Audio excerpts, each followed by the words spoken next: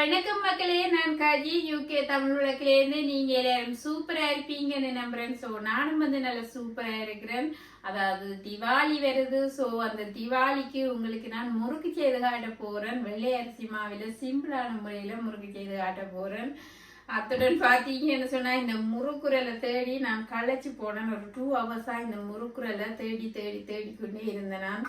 So finally என் கைக்கு கிடைச்சிட்டுது.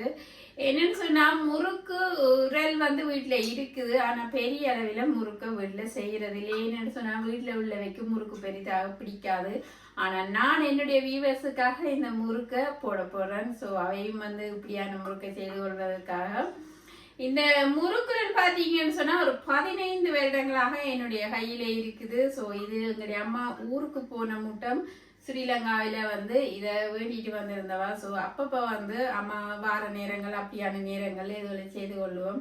மற்றபடி வீட்டில் உள்ளவைக்கு பெருசாக பிடிக்காதபடியா இதை பெருசாக நினைக்கிறது இல்லை. ஸோ இன்றைக்கு என்னுடைய வியூவர்ஸுக்காக இந்த முறுக்கை செய்து காட்ட போறேன். எப்படி செய்யறேன், என்ன மாதிரி செய்யறேன்னு சொல்லி காணொலிக்கு போய் பார்க்கறதுக்கு முதல் என்ன சேனலை யாராவது புதுசா பாக்குற நீங்களா இருந்தா பெல் ஐகானை பிரஸ் பண்ணி ஒரு சப்ஸ்கிரைப் கொடுத்துக்கொள்ளுங்க. அதே மாதிரி உங்களோட ஃப்ரெண்ட்ஸ் அண்ட் ஃபேமிலிக்கு ஷேர் பண்ணிக்கொள்ளுங்க. ஸோ இப்போ காணொலிக்கு போய் பார்த்துக்கொள்வோம் எப்படி இந்த முறுக்கை நான் உங்களுக்கு செய்து காட்ட போறேன். இப்ப பாத்தீங்கன்னு சொன்னா வெள்ளை அரிசி மாவு ஃப்ரெஷ்ஷாக எடுத்து நல்ல வடிவா அரைச்சி வச்சிருக்கிறேன். ஸோ வெள்ளை அரிசியில தான் முறுக்கு செய்ய வேணுமாம். ஸோ அதனால வெள்ளை அரிசி மாவு எடுத்து வச்சிருக்கிறேன். அதாவது வெள்ளை அரிசியை ஊற வச்சு அதுல மாவு எடுத்து அதை கொண்டு வச்சிருக்கிறேன். ஸோ இப்போ இந்த வெள்ளை அரிசி மாவு பார்த்தீங்கன்னு சொன்னா இதுல இருக்குது. ஸோ இந்த மாவு இப்படி கப்பால 1 கப்பு நான் எடுத்துக்கொள்றேன். ஸோ எனக்கு 1 கப்பு போதுமானது. ஸோ அதனால 1 கப்பு மாவை இப்படி எடுத்துக்கொள்றேன்.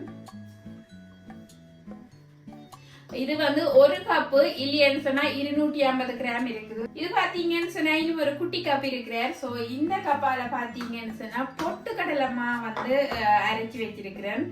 சோ இந்த பொட்டுக்கடலை மாவு இந்த கப்பால அதாவது 50 கிராம் இதுல இருக்குது. இல்லைன்னு சொன்னா 1/4 கப் எடுத்துக்கொள்ளலாம். இப்போ ஒரு எக்ஸாம்பிளுக்கு சொல்றேன். என்னன்னு சொன்னா இப்படி ஒரு கப் இருக்குதுன்னு சொன்னா இந்த கப்பில நீங்க அரிசி மாவு 1 கப் எடுத்தா இதுல 1/4 கப் பொட்டுக்கடலை மாவு எடுத்துக்கொள்ளணும். ஸோ இதானது அது இந்த மெஷர்மெண்ட். இப்போ பாத்தீங்கன்னு சொன்னா வெள்ளை அரிசி மாவு பொட்டுக்கடலை மாவும் இருக்குது. இது பாத்தீங்கன்னு சொன்னா மிளகு பவுடர் வச்சிருக்கிறேன். 1 டீஸ்பூன் அளவில் நான் போட்டுக்கொள்றேன். கொஞ்சம் உரைப்பாக இருக்கும். ஸோ அதனால மிளகு பவுடரை போட்டுக்கொள்றேன். உள்ளி பவுடர் இருக்குது. ஸோ அதுவும் முறுக்குக்கு நல்ல ஒரு சுவையை கொடுக்கும். ஸோ அதனால நான் உள்ளி பவுடர் போட்டுக்கொள்றேன். 1 டீஸ்பூன் அளவில் போட்டுக்கொள்றேன். இது பாத்தீங்கன்னு சொன்னா எள்ளு போட்டுக்கொள்றேன். 1 டீஸ்பூன் அதுவும் போட்டுக்கொள்றேன். ஆனா கருப்பு எள்ளு போட்டீங்கன்னு சொன்னா நல்லா இருக்கும். நான் வெள்ளி எள்ளு போடுறேன். ஏன்னு சொன்னா என்னோட வெள்ளி எள்ளு தான் இருக்குது. அதே நேரம் வீட்டுல உள்ளவையும் கருப்பா இருந்தா கொஞ்சம் அதை என்ன கருப்பா இருக்குன்னு சொல்லி கொள்ளுவிடும். சோ அதனால நான் வெள்ளி எள்ளையே போட்டுக்கொள்றேன். இது பாத்தீங்கன்னு சொன்னா சோ ஓமம் 1 டீஸ்பூன் அதை இப்படி கையால நல்லா கசக்கி போட வேணும். அப்பதான் அந்த பிளேவர் அதுல இறங்கி கொள்ளும். நீங்க கசக்காம போட்டீங்கன்னு சொன்னா பிளேவர் வராது. நார்மலா ஓமம் கசக்கி அப்படியே பவுடரா வரும். சோ அதனால கசக்கிட்டு போட்டுக்கொள்றேன். இதுவும் 1 டீஸ்பூன் போட்டுக்கொள்றேன். ஏன்னு சொன்னா இதுக்கும் நல்லது. இந்த அதாவது முறுக்கு போட்டு செய்யும் பொழுது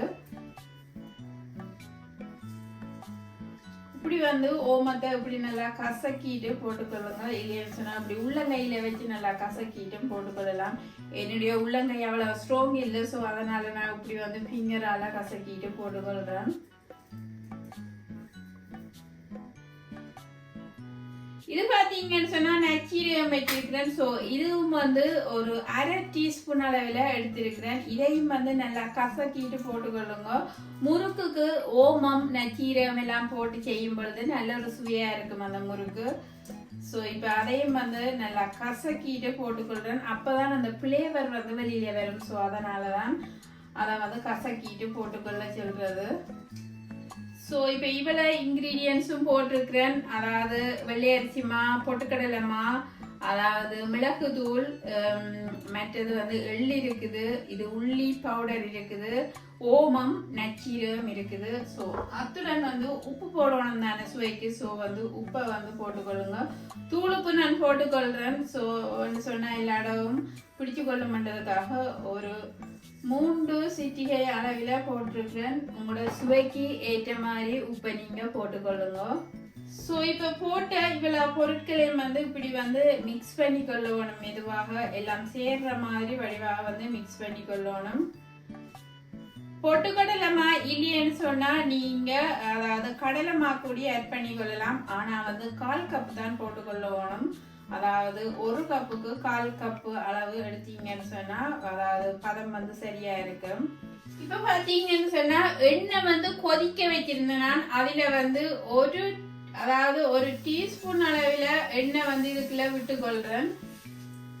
முறுக்கு பொரிக்கிறதுக்கான எண்ணெய் வந்து வச்சிருந்தேன் நான் அடுப்புல. ஸோ அந்த எண்ணெயை வந்து கொதிக்க வச்சிருந்தேன் நான். ஸோ அந்த எண்ணெய் வந்து இதுல 1 டீஸ்பூன் அளவுல விட்டு இப்படி வடிவா மிக்ஸ் பண்ணி கொள்ளுங்க.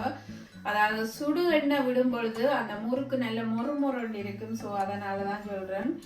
ஸ்ரீலங்கா முறையில இப்படியும் முறுக்கு செய்யறவ. ஸோ அதனால நான் உங்களுக்கு ஸ்ரீலங்கன் ஸ்டைல்ல வந்து இந்த முறுக்கை வந்து செய்து காட்டுறேன்.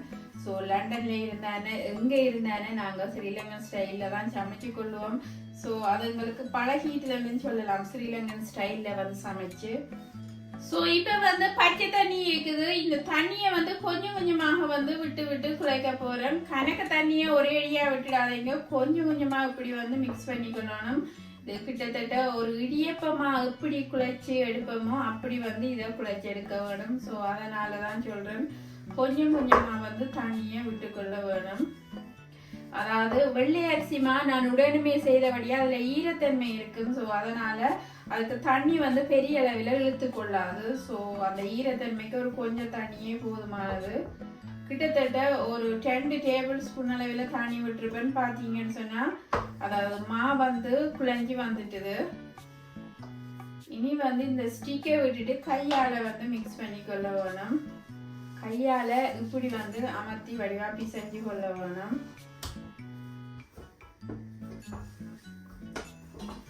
இப்ப பாத்தீங்கன்னு சொன்னா முறுக்குமா வந்து இப்படி வந்துடுது. இடியப்பமா மாதிரி வந்துடுது முறுக்குமா. பார்க்கவே உங்களுக்கு தெரியுது.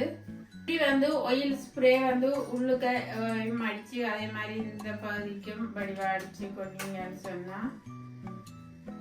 அடிச்சு வடிவா இப்படி வந்து வைப்ஸ் பண்ணி கொள்ளுங்க. புளியறதுக்கு ஈஸியா இருக்கும். ஸோ அதனாலதான். ஸோ இப்போ எண்ணெய் சட்டி வந்து கொதிச்சு கொண்டு இருக்குது. ஸோ இப்போ வந்து முறுக்க எப்படி புளியறன்னு பார்த்துக்கொள்வோம். ஸோ இப்போ இதுக்கு மேலதான் முறுக்க புளிஞ்சு அப்படியே வந்து எண்ணெய்க்கு போட போறேன். ஸோ அதுக்கு வந்து கொஞ்சமா ஆயில் ஸ்ப்ரே பண்ணணும். அப்போ அந்த ஒட்டாமல் இருக்கிறதுக்காக. ஸோ அப்படி வந்து போட்டு இப்படி வைப்ஸ் பண்ணி கொள்ளணும். இப்போ வந்து உள்ளுக்கே ஆயில் எல்லாம் போட்டிருக்கேன். ஸோ இப்போ மாவை வந்து இப்படி அமர்த்தி இதுக்குள்ள போட்டுக்கொள்ள வேணும். ஸோ இதுக்கு போட்டுட்டு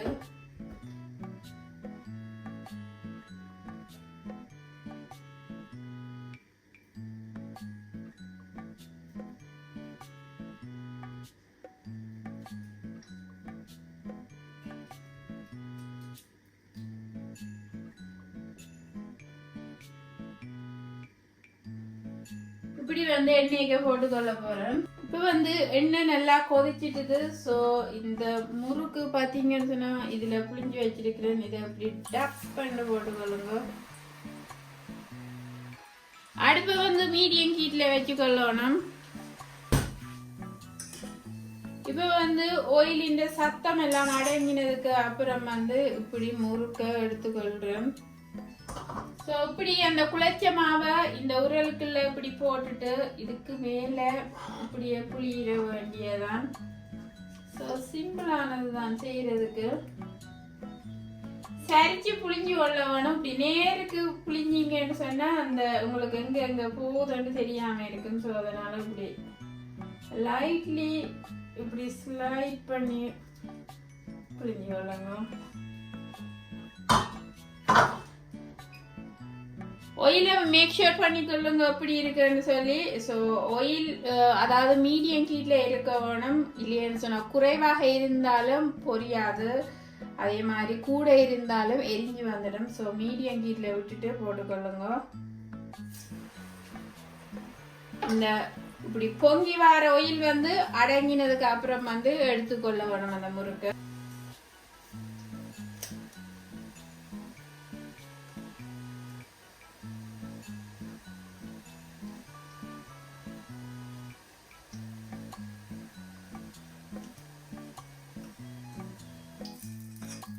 ஸோ இப்போ முறுக்கை பார்த்தீங்கன்னு சொன்னால் இப்படி எண்ணெய் வடிய இப்படி ஒரு கம்பியால் எடுத்துக்கொள்ளணும். பொட்டுக்கடலை மாவு எப்படி இருக்குமோ அப்படிதான் முறுக்கும் இருக்கும். சாஃப்டாக இருக்கும் இந்த முறுக்கு, ஹார்டாக இருக்காது. அதாவது கோதுமை மாவு போட்டு செய்யல.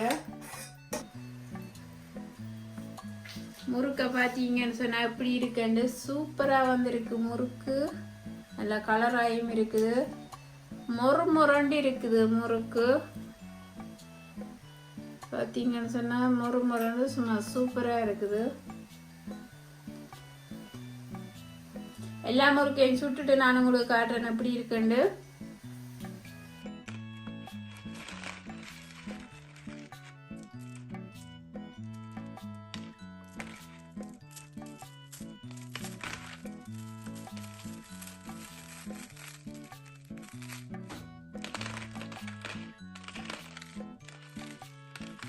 மிக மிக சுவையான முறுக்கு வந்து செய்து காட்டி இருக்கிறேன். செய்த முறையெல்லாம் பார்த்துருப்பீங்கன்னு நினைக்கிறேன் எப்படி செய்தேன்னு சொல்லி. சும்மா கையில வச்சோன்மே பொசுங்கி கொள்ற மாதிரி இருக்கு. பொட்டுக்கடலை எப்படி சாஃப்டா இருக்குமோ அப்படி வந்து இந்த முறுக்கும் இருக்கும். சும்மா சூப்பரா இருக்கு இந்த முறுக்கு. ஸோ வயது போனவங்க கூடி இந்த முறுக்கை சாப்பிட்டு கொள்ளலாம், அதே மாதிரி சின்ன பிள்ளைகளும் சாப்பிட்டு கொள்ளலாம்.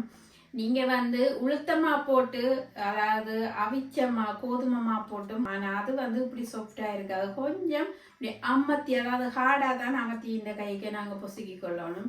ஸோ இது அப்படி இல்லை, சாஃப்டா இருக்கக்கூடியதும் சிம்பிளாயும் குயிக்காயும் வீட்டில் செய்யக்கூடியது. ஃப்ரெஷ்ஷான மாவில் செய்திருக்கிறேன் இந்த முறுக்கை. ஸோ அதே மாதிரி முறுக்கு பொரிக்கும் பொழுது எண்ணெய் கொஞ்சம் மேலுக்கும் முறுக்கு கீழுக்கு நிற்க வேணும். அப்போதான் முறுக்கு நல்ல மாதிரி பொறுக்கி வரும். நான் மற்ற பக்கம் திருப்பியில் ஒரு பக்கம் மட்டுமே போட்டு அப்படியே, அதாவது நுரை அடங்கினதுக்கு அப்புறமா எடுத்துக்கொள்கிறேன். ஸோ நீங்களும் வீட்டில் இதே மாதிரி செய்து பார்த்து எப்படி வந்துச்சு என்ன மாதிரின்னு சொல்லி கமெண்ட் பாக்ஸுக்கு கமெண்ட் ஒன்று போட்டுக்கொள்ளுங்க. உங்களோட ஃப்ரெண்ட்ஸ் அண்ட் ஃபேமிலிக்கு ஷேர் பண்ணிக்கொள்ளுங்க. அதே மாதிரி சப்ஸ்கிரைப் பண்ணிக்கொள்ளுங்க. இன்னும் ஒரு சூப்பரான ரெசிபியோட நான் உங்களை சந்திக்கிறேன். நன்றி, வணக்கம், பாய்.